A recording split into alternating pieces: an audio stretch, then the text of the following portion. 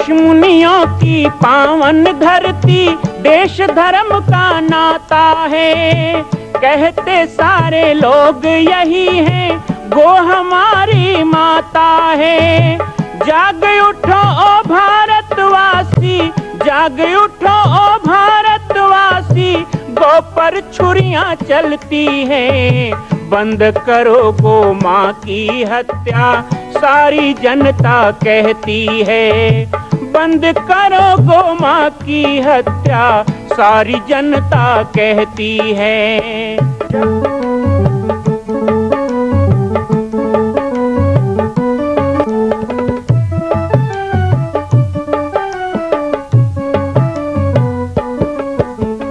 जगह जगह पर बूचड़ खाना, लाखों गौएं कटती हैं।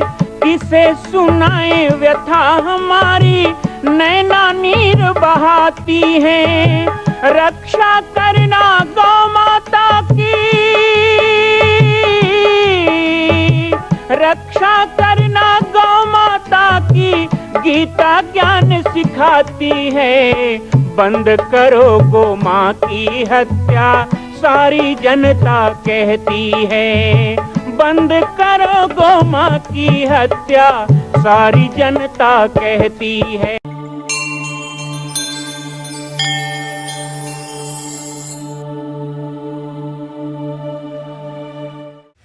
एक माँ के दो छोटे बच्चे थे, तो वैद्य के पास गई। बोले ये दवाई है लेकिन कड़वा है, लेकिन बच्चों को देना पड़ेगा। तो उसने गुड़ में लपेटा, उस दवाई गुड़ में लपेटा और दोनों बच्चों को दे दिए। दोनों खुशी खुशी गुड़ लेके चले गए। सुबह जब दोनों बच्चे आए तो माँ ने दोनों को पूछा कि मैंने जब कल गुड़ दिया वो खा लिया? तो एक ने कहा हाँ माँ हमने खा लिया। दूसरे ने कहा मैंने गुड़ खा लिया, उसका गुठलू फेंक दिया। माँ ने कहा गुड़ में गुठलू होता है? बोले होता नहीं है, लेकिन कल तो था। ऐसे ही बढ़िया भगवान की कथा में लपेट लपेट के ज्ञान दे रहे हैं, तो वो ज्ञान को गुठलू समझ के जो फेंक देते हैं और खाली कथा में खुश रहते हैं, ये सब लुभाने के लिए बनाए गए। लेकिन सत्य तो वही है जो जीवन में उतारोगे, जिसमें चलोगे, जैसा रहोगे, जैसा रहनी, जैसा करनी, जैसा सोच, वही तो काम आएगा, वही तो जीवन को बदलेगा। इसलिए पुत्र हो तो भगवान का रूप मानकर उसका पालन पोषण करो। हमारे यहाँ तो परंपरा है कि जब विवाह होता है ना, तो दामाद को विष्णु का रूप माना जाता है और बेटी को लक्ष्मी का रूप मान के कन्यादान किया जाता है। वहां भी लक्ष्मी नारायण का दर्शन किया जाता है। वृद्ध हो गया, माँ बाप बूढ़े हो गए, तो माता नारायण, पिता नारायण, उसको भी भगवान का रूप मान के माँ बाप को सेवा करो। तो उसको माँ बाप या बूढ़ा समझ के मत करो, उसे बीमार या गरीब लाचार समझ के मत करो, उसे कमजोर समझ के मत करो, उसे भगवान का रूप समझ के करो। जो माता पिता में भगवान का रूप देख लेता है तो उसको भगवान के दर्शन की जरूरत नहीं होती है। ऐसे सच्चे पुत्र का दर्शन करने स्वयं भगवान को आना पड़ता है। ये माता पिता की सेवा का फल है। और ऐसा कई बार हुआ, ऐसा इस धरती में कई बार हुआ है कि सुपुत्र और आज्ञाकारी पुत्र माता पिता के सेवक पुत्र का दर्शन करने स्वयं नारायण धरती में आया, उसी नारायण के पीछे भागने की जरूरत है। क्यों? क्योंकि माता पिता को भगवान का रूप मान। सो अनंत जाके ऐसे मैं सेवक सचराचर रूप राशि भगवान। ये जितना भी खेती बाड़ी है इसका मालिक मत बनो, इसका स्वामी मत बनो, सेवक बनो। किसान सेवक रहेगा तो धरती माता उसे सब देगी, और जब स्वामी बनेगा ना, हाँ, तब कार्तिक में पानी गिरी फिर संभालो सोयाबीन। ये स्वामी बनने का परिणाम। आज धरती में जो भी उथल पुथल हो रहा है, ये कोरोना आया किसके कारण? बनो स्वामी। अहंकार और दंभ ये खत्म कर देता है सब। पति को पत्नी का स्वामी नहीं बनना चाहिए, घर के मुखिया को घर का स्वामी नहीं बनना चाहिए, सेवक बनना चाहिए।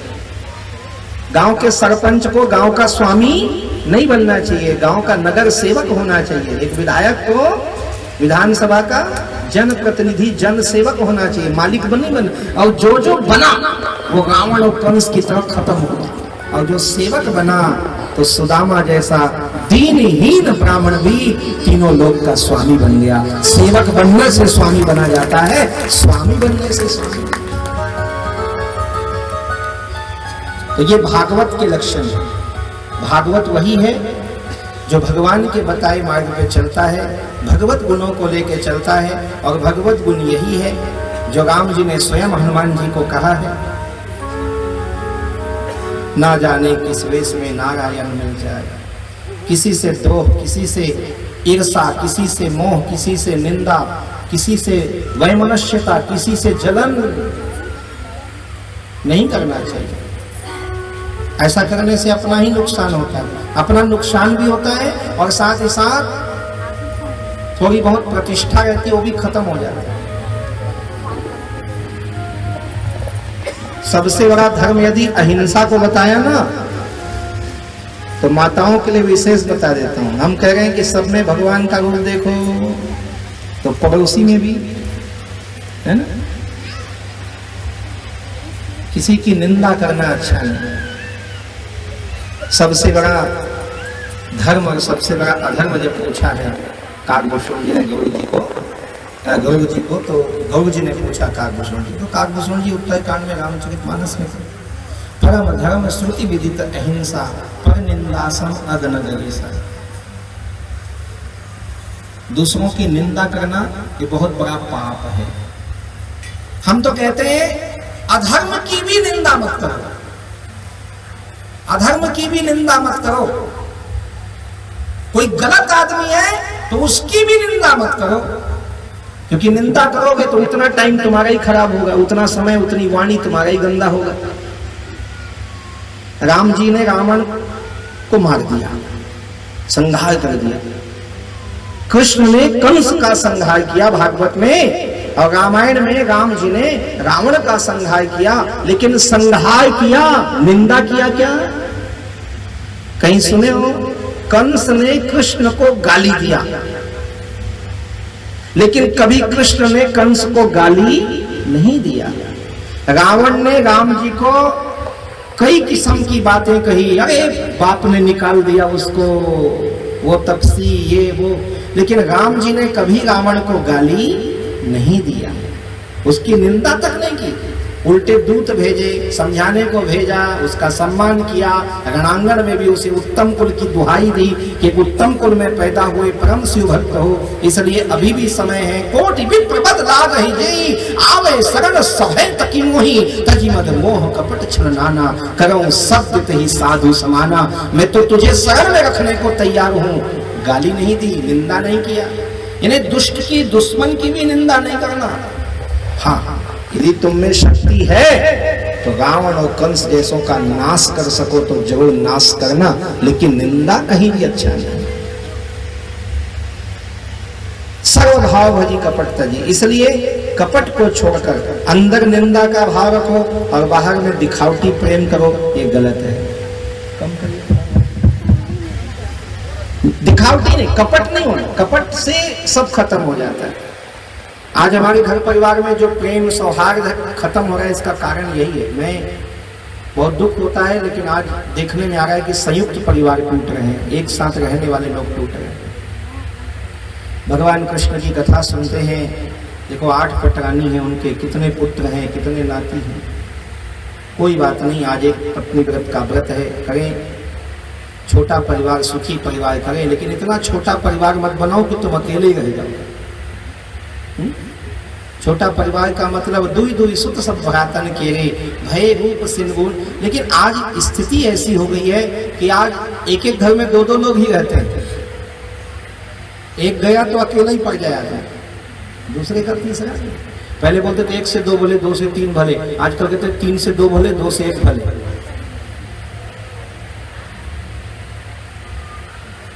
हमारी संस्कृति कभी नहीं कहती कि आप बड़ा परिवार रखो, लेकिन हमारी संस्कृति कहती है कि सभी परिवार एक जगह रहना सीखो, संयुक्त परिवार। पहले तो होता था 5 भैया, 7 भैया, 7 बहनियाँ, ऐसे बोलते, 7 बहनी 1 भाई। आजकल चलो ठीक है आप छोटा परिवार, लेकिन इसका मतलब क्या है कि भाई कम से कम काका बड़ा तो साथ में रहो, कम से कम देरानी जेठानी तो साथ में रहो। बहुत मुश्किल हो गया है। थोड़ा इस बारे में सोचिएगा। हमारा परिवार बिखर रहा है कपट के कारण। एक दूसरे से कपट रखना, निंदा करना, एक दूसरे के प्रति सम्मान का नहीं होना, सम्मान का भाव, छोटे के लिए बड़ा, बड़े के लिए छोटा करो ना। भगवान जब इतना बड़ा होकर हमसे प्रेम करता है तो हम कितने बड़े हो गए जो हम किसी से प्रेम नहीं कर सकते, उल्टा अहंकार करते हैं, दंभ करते हैं। ये मानवीय गुण तो नहीं है ना। करिए। श्रीमद् भागवत की कथा में ऐसी ऐसी कथाएं हैं जिन कथाओं के माध्यम से आपको पता चलता है कि आप जहां हैं वहां अडिग रहें, अटल रहें, निश्चयात्मक बुद्धि के साथ। निश्चयात्मक बुद्धि, जो करना है तय कर लिया तो उस पर अडिग रहो। रामचरितमानस भी कहता है, रघुकुल रीत सदा चलियाई, प्राण जाई बहुवचन न जाई। धर्म के लिए हम अपना धन जीवन लगा देंगे लेकिन धर्म का त्याग नहीं करेंगे। सर्वधर्मान परित्यज्य मामेकं शरणं व्रज अहं त्वां सर्वपापेभ्यो मोक्षयिष्यामि मा शुचः। भगवान कहते हैं। लेकिन धीरे धीरे धीरे धीरे स्थिति ऐसी होती जा रही है कि वचन जाए तो जाए, प्राण मत जाए। पैसे के लिए, धन के लिए, थोड़े से अहंकार के लिए हम बड़े बड़े परिवार तोड़ देते हैं। एक छोटे से घर के परिवार की बात क्या कहूं, आज तो समाज टूट रहा है। जहां मेरा आश्रम है, पूज्य गुरुदेव भगवान की तपस्थली श्री जामरी पाटेश्वर धाम, यहां से लगभग 200 किलोमीटर दूर बालोद जिला, वहां पे एक मंदिर बन रहा है, भगवान राम की मां का मंदिर, छत्तीसगढ़ की बेटी का मंदिर, माता कौशल्या का मंदिर, जो पूरे विश्व में नहीं ऐसा मंदिर वहां पर बन रहा है। राम जी के तो लाखों मंदिर हैं। मैं तो विदेशों में भी गया, देखा मैंने, विदेशों में भी भगवान राम के बड़े बड़े सऊदी अरब में मंदिर बना, लंदन में। लेकिन राम को जन्म देने वाली कौशल्या का एक भी कोई बड़ा मंदिर विश्व में नहीं। बड़ा मंदिर जैसे जगन्नाथ, केदारनाथ, है ना, द्वारका धाम, बद्रीनाथ, रामेश्वरम, ऐसा कोई भाई हमारे छत्तीसगढ़ की में राम को जन्म देने वाली कौशल्या, उसके लिए किसी ने क्यों नहीं सोचा होगा? उसके लिए सोचो ना। नहीं है, लेकिन अभी बन रहा है। उस मंदिर में जाओ, कई लोग गए होंगे, जो नहीं गए उनको भी जाना चाहिए। मैं तो आज निमंत्रण देने भी आया हूँ, आपको कार्ड भी बांटा जा रहा है। कभी आए तो आए। तो वहां जाते ही आपको बाबा कबीरदास जी, बाबा घासीदास जी, बाबा सूरदास जी, तुलसीदास जी, नानक, महावीर, गौतम बुद्ध, सप्तऋषि, कर्मा माता, परमेश्वरी, सहज बाहु, सारे भगवान एक जगह बैठे दिखाई देंगे। हम जिनके नाम में बंटते जा रहे हैं उन सबको एक सूत्र में जोड़ने का काम यदि कोई करेगा तो वो कौशल्या की माटी, ये छत्तीसगढ़ की भूमि करेगी। आने वाले समय में एक समरसता का केंद्र बने, एक जागृति का केंद्र बने, वो वहां पे प्रयास हो जाए। हम क्यों बढ़ते हैं अलग अलग अलग अलग अलग अलग? भगवान तो नहीं बढ़ता। भगवान ने तो साफ कह दिया, सब मेरे हो, सब मम प्रिय, सब मम उपजाए। सबको मैंने पैदा किया, ब्राह्मण को, क्षत्रिय को, वैश्य को, शूद्र को, साहू को, कलार को, तेली को, भूमि को, सबको तो मैंने पैदा किया। पूरा चराचर जगत सब मम प्रिय, सब मम उपजाए। सबसे अधिक मनुज मोहे भाई। लेकिन दुर्भाग्य है कि पशु तो नहीं लड़ते, आदमी लड़ रहा है जाति वर्ग व्यवस्था के नाम पर।